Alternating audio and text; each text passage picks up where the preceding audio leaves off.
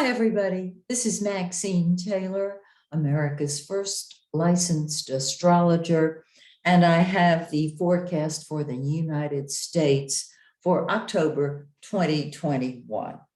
I had hoped to get this to you sooner, but life has a way of changing your plans, and Mercury is retrograde, so I'm just going to blame everything on Mercury retrograde. Of course, I'm kidding. No, not. Okay, let's. So many of you have said, gosh, this is just crazy time. Yes, it is. And this is why whatever is going on in the United States is going on all over the world. Mercury is retrograde until the 18th of this month. It stops its retrograde motion, its backward motion. It's not moving backward, but it appears to be moving backward. And that's exactly how it feels here on planet Earth. Now, on the 19th, it starts moving forward. And shortly thereafter, a couple of weeks later, it moves into the shadow of the retrograde. And it is no longer retrograde, but it feels like it is. So don't get the two confused. We can begin new projects after the 18th of October.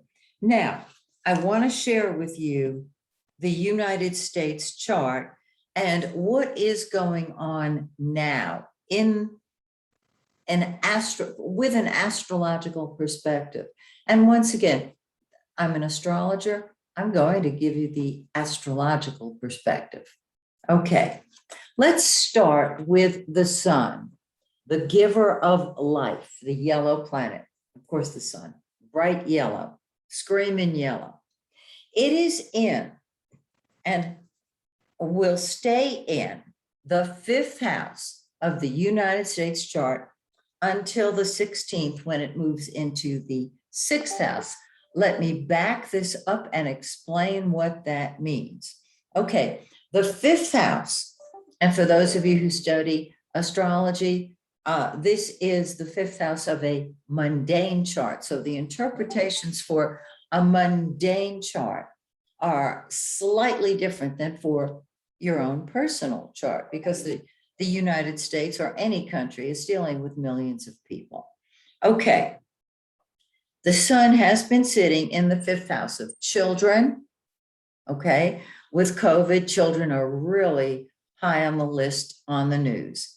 Fun, sports, COVID comes into that as well, but we're talking about basically having fun and enjoying yourself.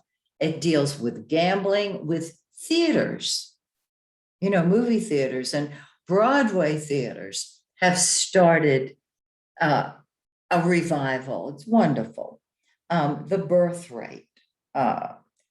Congressional and public hearings. Now you might say, well, we always have those. Yeah, and they've been continuing on a couple of very important issues. The issues that are up for grabs now are not what Congress necessarily deals with on a retrograde Mercury. Because if they don't get everything set up, the government will have to go on what I like to call pause. It rules teachers. It rules stadiums. I used to say stadiums all the time when I would talk about mundane charts, but because they deal with fun, basketball courts, baseball stadiums, that type of thing. Now, it takes on a much different proportion. Now, it will be sitting on Saturn. And while if I have done your chart or if you've watched any of my videos, I am a very positive astrologer. I encourage you to use the positive interpretation of every planet and every aspect, rather than the old-timey, negative, fear-inspiring, just traditional interpretation of many of the planets. Okay, leave that there. Now, when the sun sits on Saturn, which it will in a few days on the 7th, Saturn rules the 9th house and the 10th house of the United States chart. Okay, what this means is, I gotta get this under control. There we go. The 9th house deals with the upper courts, so that this might be a time, now Mercury's retrograde, and so, everything, whatever you do that's new here, whatever you sign, you don't sign contracts on a retrograde Mercury for obvious reasons. Whatever you sign either fizzles out or has to be redone within the year. So it's hurry up and wait. It's 2 steps forward, 1 step back. It's just a lot of obfuscation. So when it sits on Saturn, it may be the upper courts, which decide ultimately 5th house matters, which once again, children, like the conception thereof, although that is more, no, it's still 5th house. Fun and games and rules about stadium attendance, congressional and public hearings. This is very important. And teachers. So and it may be that there is a statement from the president that encourages a reality check, a certain amount of restriction, perhaps. Normally, I interpret Saturn as responding to your abilities as a leader. Well, this is a mundane chart. There are millions of people involved, as I said, and you have to look at the traditional interpretation, which is there can be restrictions and taking things very seriously. All right. Now, on the 16th, the sun moves into the United States 6th house. In an individual's birth chart, the 6th house is work, employees, work, health, and service. In a mundane chart, we expand it. It deals with the military, the police, health, the health of the country, jobs in general, not a career, jobs, 9 to 5, bringing home a paycheck, civil servants of all types, pets, although many times pets show up in the 5th house of children, food, animals in general, if they are being destroyed by nature, if they are normally used for food, this creates a problem. And as I said, the police, the fire department, all civil servants. Well, on the 26th of the month, the sun sits on our vertex. Now, our vertex, your vertex, my vertex, is your karmic role in life. It is always on the right-hand side of the chart because it deals with other people. This may be a time when we assume we take on the role involved with work, health, and service that the country was established for. Just as in a personal chart, when you have the sun, and the sun is the giver of life, it lights it up. So if restrictions have been imposed before then, and hear me when I'm saying this, the sun can lift a restriction or 2 or 3. The sun can allow the energy of the people, this is not, I don't mean anything negative at all, to express itself through jobs. So there can be more jobs. If there are more jobs, there's more money. So that brings me to our new moon and our full moon. Now, on the new moon, that's when everything starts moving forward. Energy starts moving forward. The new moon is on the 6th. Today is the 4th. So we are in what is called the dark of the moon right now. No energy, nothing going on, that type of thing. Usually for 2 days, the 2 days before the new moon, things are on pause, serious pause. On the new moon, it also sits on Saturn.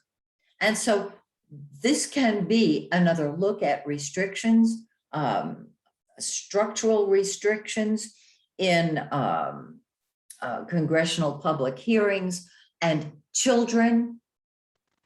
I'm thinking of the COVID vaccine. Sports, bans can be lifted. Gambling, theaters, this is wonderful. Public hearings, they can have more life given to them. And this is a positive new life. I'm not talking about something like an insurgence. A lot of people call it a revolution. It was an insurgence, as far as I'm concerned. And public hearings, there should be an improvement there. Teachers, this looks really good. I'm happy to say. Okay, the full moon 2 weeks later is when things come to a head, and it is in, well, first of all, it's in 27 Aries, but it's in the 12th house. Now, the 12th house, oh, and it sits on the anti-vertex. The vertex is your karmic role in life. You don't have a choice. And so this can involve the US not having a choice when it comes to any of our civil servants. They might be sent places they don't want to go, but they are civil servants, and so they go. The anti-vertex is in the 12th house of behind the scenes activities. So it gives us freedom. The anti-vertex does.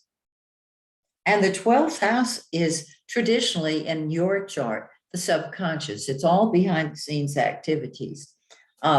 It, in a mundane chart, involves bribery, spies, hidden enemies, all those things that are nefarious, and several things that need to be kept private for the safety of the people. Prisons, jails, hospitals. Wow, our hospitals have just taken a hit this last year and a half. Just unthinkable.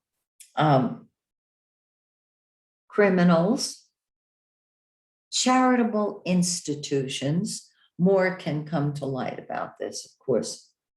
Seclusion, secret societies, and welfare.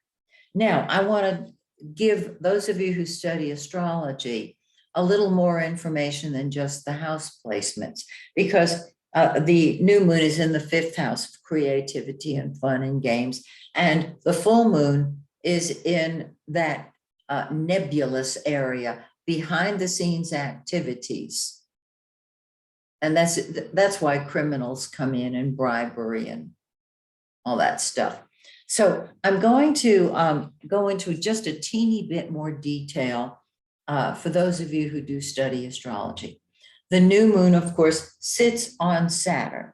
It is trine the midheaven, which is our public image. It is the president. It's trine the moon, which of course is, once again, the president, because we have the moon in Aquarius in the 10th house. And it is trine the ascendant of the United States chart, and Uranus, which sits on the ascendant. So a grand trine looks like a triangle, and it is a distinctive blessing, a distinctive blessing. I love it. And it stems from the new moon. I'm getting turned around here. There we go. The new moon on Saturn in the 5th house. So this can be a blessing for all of the people. The only problem is this new moon is still squaring the sun in the 2nd house of money and income. And the sun rules our fourth house in the United States chart, fourth house of home. I can stop there. In a mundane chart, it rules the party out of power. It rules real estate. It rules domestic affairs. It rules the weather. I've talked about that. I've talked about climate change. It rules land, farmers, builders, crops, and seniors, a growing number of us. Okay, that's the new moon. That's when things start moving forward. The full moon sits on our anti-vertex, as I mentioned. It sextiles Venus and Jupiter, which are in our second house. So there is some financial improvement. A sextile aspect is a weak aspect, but it's an opportunity aspect.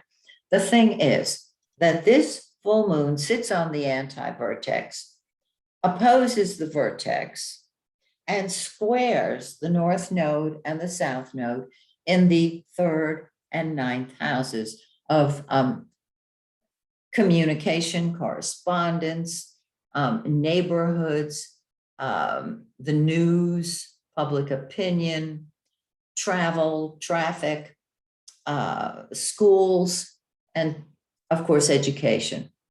The ninth house deals with the upper courts. These are the areas that are being activated: foreign travel, higher education, religion. I never thought I'd see religion entering politics the way it has recently. Advertising, science, it rules the Supreme Court. It sure does. And it rules universities and everything happening with them. So you can see there is a lot more, because we have a grand square with the full moon. And the beauty of the grand square is the energy goes around all four corners. If it were a T cross, the energy would flow through the empty arm of the T cross. Okay, that is, those of you who do not study astrology, you can return to your regularly scheduled program, which is me talking right now. I just wanted to include that for the people who are astrologers, because it's an added dimension. And I hope I've explained it so that you guys can understand as well. I don't want you to be left out. I don't want to give information to one group that the other group says, I don't know what that means. I just told you what it means. Okay, now, Mercury retro in the fifth house on Saturn. Good grief. Saturn is really getting hit. It will go stationary. Well, first of all, it is retrograde now. Well, let me give you the stationary and the direct. It will go stationary direct on the 18th and direct, real sure enough direct, on the 19th. But as it goes back and forth, it will sit on Saturn on the 11th, so mark your calendar, and then when it's moving forward on the 25th. Very interesting, very interesting, because we have the sun and Mercury now sitting on Saturn, which rules, once again, our ninth house of foreigners and foreign lands, immigrants, higher education, the upper courts, and it rules the 10th house of the president and our public image. Oh, in addition, excuse me, I left out, Saturn also rules the 8th house of death, secrets. It rules our debts, our escrow. It rules the treasurer. It rules taxes, losses, financial losses, secrets, secrets, secrets, and death in general. So Saturn is a vitally important stabilizing factor in a personal chart. In a mundane chart, it has a lot more serious of a description. Saturn deals with reality, basically. And that's the area of reality that we're looking in. Now, the eighth house is also the house of sex. And several organizations, even one particular state, has really given the freedom that women have to decide whether or not they choose to have an abortion. Religion has entered government. There is a separation between church and state, or there is supposed to be, and that separation has not been honored. And a lot of people are claiming that there's a good reason for it. And a lot of people are claiming that there's not a good reason for it. So it is what it is. I hate to see what's happening to our country. It just really is upsetting to me that people can't grow up and they act like children. But nobody asked my opinion. All right. Mars. Let's do Mars. And I put Mars and Venus on the same sheet. Mars is passion. Mars is what you fight for and with. Wherever it is in your personal chart, that is what comes first to you. Oh, it's on Saturn in the fifth house of fun. Now, what kind of fun are we talking about? Well, it depends. Sports, movies, plays, and the fifth house being fun is the another house of sex. The eighth house is more the secretive area, the esoteric area of sex, or family secrets that are supposed to be kept quiet relating to sex. It's that simple. Okay, so here's Mars. It's really fighting on sitting on Saturn on the 6th.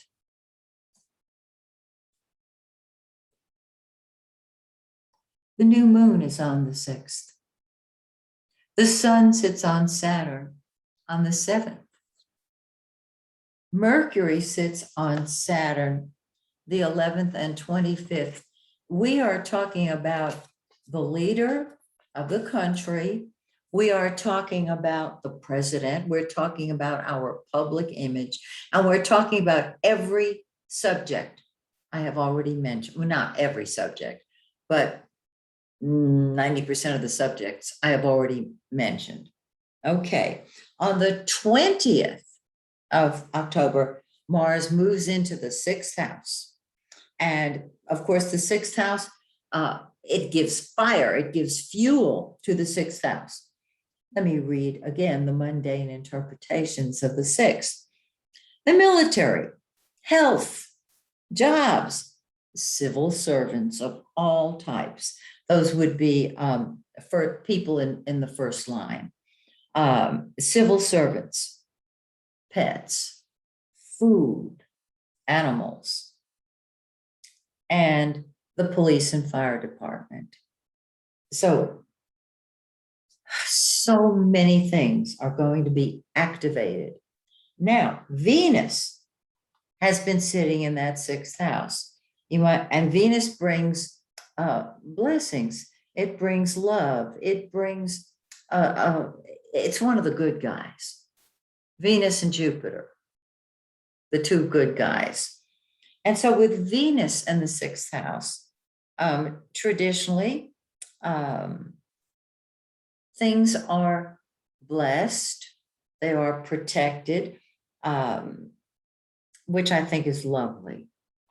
In the 6th house, it is wonderful that we have Venus there, because when Mars enters, it is going to be gangbusters. Mars enters the 6th house on the 20th, and Venus enters the 7th house on the 20th. So let me check here. Okay. Now, let's talk about Jupiter for a minute. The great benefic. It is sitting in the 10th house of the United States chart. I wanted to end on a positive note. The 10th house is the party in power. It is the president. It's our reputation in the world. It's our public image. And it deals actually with all of our leaders. It is retrograde right now, but on the 11th, it goes direct. And that is when, I don't know what President Biden is going to do, or perhaps Vice President, I want to call her Kamala, Vice President Harris.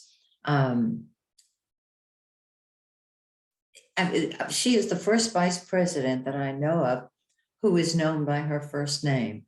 And I want to, of course, respect her name naturally.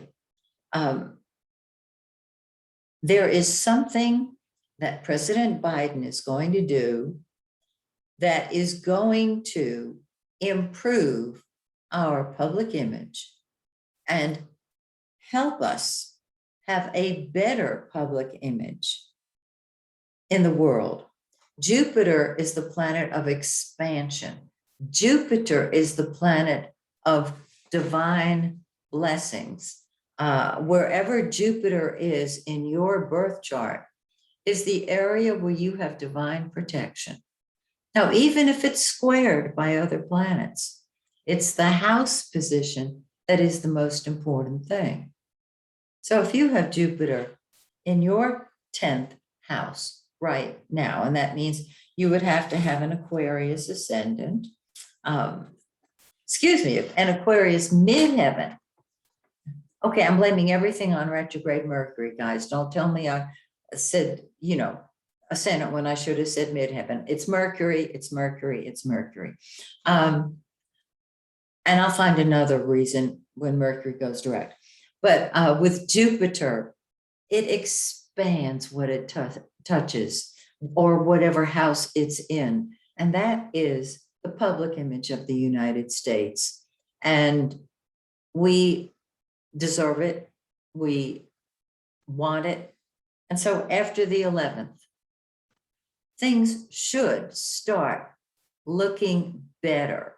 Now, it depends on what you consider better. Does that make sense? I might think it's better, but you might not. Or you might, and I might not.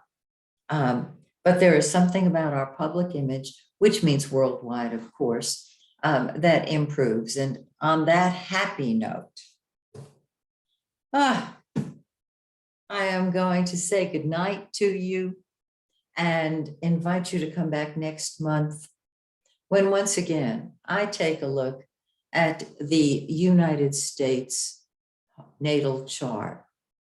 Until then, this is Maxine Taylor saying, may the stars shine brightly on you and yours, and may the stars shine brightly on the United States of America. Goodbye, dear friends.